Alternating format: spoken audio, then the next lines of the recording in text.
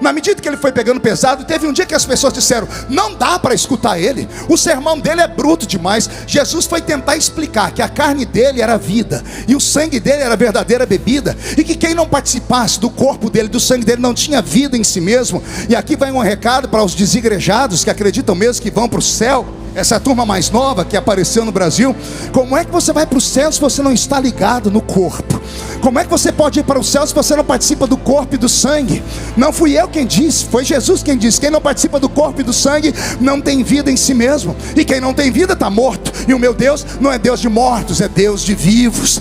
Então, para você que está aí segurando na onda dessas outras pessoas que não vão à igreja de jeito nenhum, porque são crentes mornos, frios, que se escandalizaram porque não tiveram a sua fé fixada em Cristo, pararam para olhar os homens, deixa eu te falar de novo: volte para o santuário.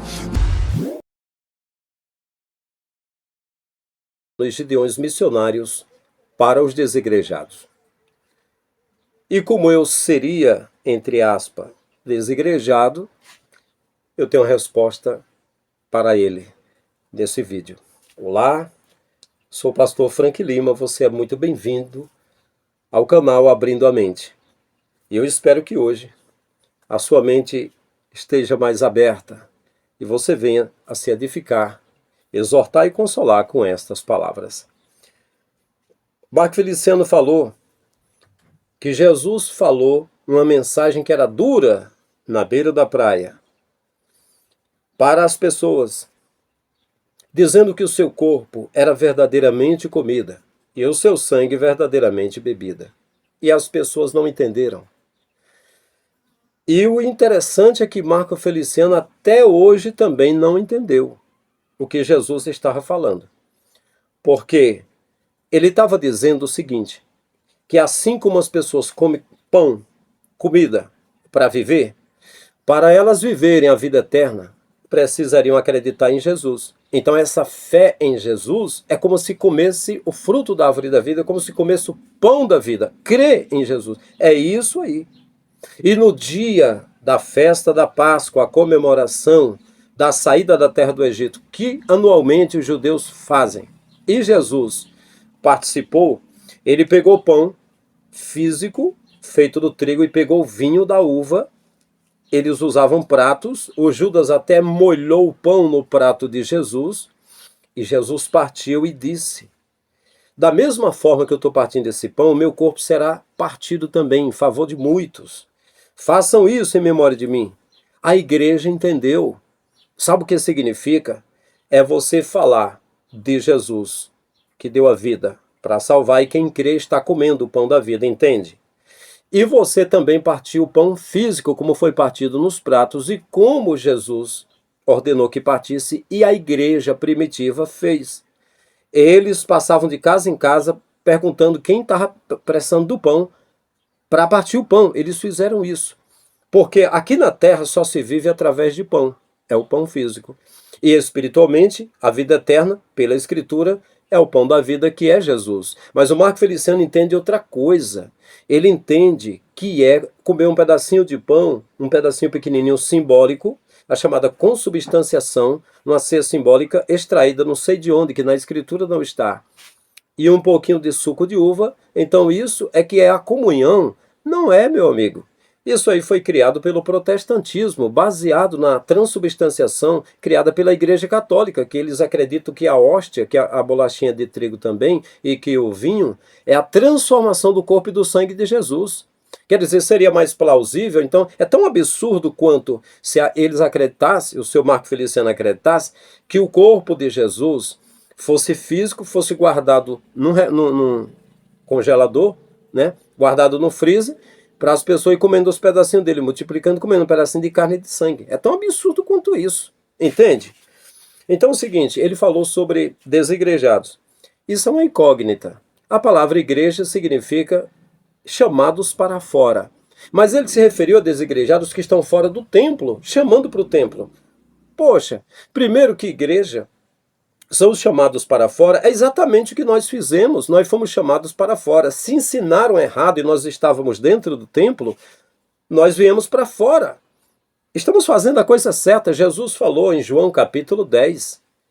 as minhas ovelhas me dão ouvido e eu as chamo para fora. É assim que está escrito. Essa é uma das boas colocações de igreja, né? Tirado para fora. E concernente a templo, 1 Coríntios 3,16 não está escrito que nós somos o templo. Então, desigrejado, como é que eu vou ser desigrejado de mim mesmo se igreja sou eu, se o templo sou eu? Não é uma incógnita? E aí o seguinte, Marco Feliciano disse que é uma turma recente que apareceu no Brasil aí, esses chamados desigrejados. Você quer dizer que é um grupo lá de 2010, que saíram mais através de Rubens Sodré? Eu diria para você que não. Agora, se esse chamado desigrejados é de agora, eu digo que a igreja do primeiro século, então, era desigrejada. Eles não tinham templos. Eles sobreviveram nas casas, nas cavernas e até nas catacumbas de Roma. Eles não tinham templo. Até porque se reunissem em algum templo, era igual em Bulgária, na Romênia, na Rússia. Se reunisse numa caverna e a polícia russa descobrisse, prendiam eles. Então eles não estiveram em templo nenhum. Ele também falou o seguinte: como nós não fazemos parte do corpo, não vamos para o céu, que corpo você está falando? Você está falando de um corpo físico, de uma instituição, a denominação com CNPJ, que fizeram fichário na secretaria para anotar o nome dos membros. É esse corpo não existe, meu amigo. Isso é a instituição humana que veio lá de Nimrod, você é dessa linhagem aí. O corpo de Jesus é místico. Está escrito que algum pode ser o olho, outro pode ser a mão, mas fazem parte do mesmo corpo. Não se refere a denominações, é o corpo do Messias, é universal. É em qualquer parte que você estiver. Você pode estar embaixo de uma árvore, pode estar dentro da água, pode estar em qualquer parte do mundo, é a sua fé.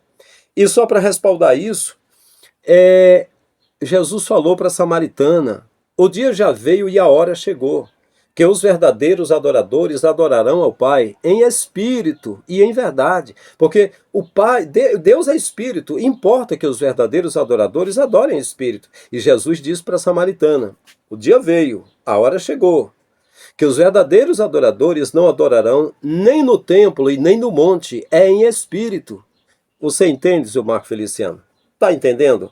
Por mais que entenda, você vai, a briga da jurisprudência, né? É o advogado de acusação e o advogado de absorção, de defesa. Por quê? Porque aí não adianta. Você é líder de uma igreja, eu não lidero a igreja. Então, como não tem dinheiro me sustentando, eu vou falar a verdade. Você vai falar em nome da grana, em nome do departamento, da instituição que você representa. Entende? É isso aí. O Marco Feliciano diz: como é que vão participar do céu se não participam do corpo e não tem vida? Pois é, quem não participa do corpo do Messias, o corpo místico que não tem vida, é o Senhor. O Senhor não participa. O Senhor participa de outra coisa, que até é contra Cristo. Mas do corpo do Messias, se você participasse, possivelmente você não fazia parte da grande Babilônia que você faz agora, a grande confusão religiosa que você está metido agora. Então, Marco Feliciano falou de céu. Como o senhor pode falar de céu? Não está escrito que adúlteros e adúlteras não têm parte no reino dos céus? O pastor Anderson Silva não falou que recebeu no gabinete dele amante do Senhor? Então, já que os senhores falam que quem falta com dízimo vai para o inferno, e é mentira, não está escrito na Bíblia que quem não der dízimo não vai para o inferno. Está escrito que os levitas deveriam sim levar o dízimo para o levita, o pobre, o órfão, a viúva e o estrangeiro. E não era dinheiro, não era nada disso. Mas quando vocês falam, quem não der o dízimo vai para o inferno e tal, vocês estão mentindo. João 8,44 para vocês, né? Então, como é que você fala sobre o céu? Se você adultera a própria palavra, se a maior prostituição é adulterar a palavra, mudar a palavra pelo próprio interesse. Igual essa palavra que o senhor está falando, eu estou lhe refutando aqui, eu estou mostrando, eu mostro na escritura. E tem mais. Como o senhor pode falar quem vai para o céu e quem não vai para o céu? Se o senhor nem sabe se o senhor iria, e o senhor sabe de fato que teria de se arrepender para isso. O senhor é deputado, o senhor sabe que ser deputado, fazer parte da Câmara Federal no Brasil, é fazer parte da corrupção. O que corre lá é lama podre, e o senhor sabe disso. E é muita grana suja que rola aí do povo. E você sabe disso e você faz parte disso. E na sua recandidatura você declara milhões através disso. E sabe quem foi que falou disso? Quem deu a entender isso, fora que nós já sabemos, o deputado Tiririca, que chegou a renunciar e depois voltou. Você ainda tem coragem de falar do céu? Não acha que deveria renunciar, pegar essa riqueza, esses milhões, ou até bilhões, né? Porque tem deputado que chega a ganhar 1 bilhão para ficar de boca fechada por causa do dirigente, do regente da nação. Você sabe disso. Vem falar de céu. Aí, outra coisa, o seu Deus é o Deus da barganha, é o Deus do negócio. O Senhor faz negócio em Camboriú, em qualquer lugar. Quando surgiu a profecia do pai do Wesley, o evangelista lá que profetizou e falou para o Reuel, dizendo: até quando mentirás, até quando enganarás, tua capa vai cair. Você falou que estava, parece que estava em Boston, não sei onde estava preocupado, tinha de abafar essas coisas. Você falou que a Igreja Católica costuma abafar escândalo, temos de fazer isso, ou seja, criar demônios, monstros dentro da igreja e abafar, passar pano. Você acha que o senhor é um candidato do céu? O senhor não é a pessoa para falar de céu, porque o senhor não sabe o que é isso. Aqui no Ceará, para ser deputado, tem de renunciar ser pastor. Tem de ser uma coisa ou outra. Bom, não estou dizendo que é certo, não. Tudo que é de sistema é tudo lama, tudo lixo. Aí o senhor fala que quem está fora da igreja é crente frio ou morno. Então, o primeiro morno e frio foi Jesus. Porque quando ele entrou no templo, tentaram apedrejá-lo a primeira vez. A segunda vez tentaram jogá-lo pela janela do templo. E ele teve de fugir as 2 vezes. E o senhor sabe que ele disse, o filho do homem não tem onde reclinar a cabeça. Não tinha secretaria, não tinha tesouraria, não tinha casa pastoral. Ele não era presidente daquilo. Mas o senhor preside uma igreja, certamente em Orlândia. O senhor lembra de mim, lá em Camboriú? Quando o senhor disse: por favor, pode pegar essa Bíblia para mim? E falou assim: você acredita que pode dar um brado em Orlândia? Toca aqui.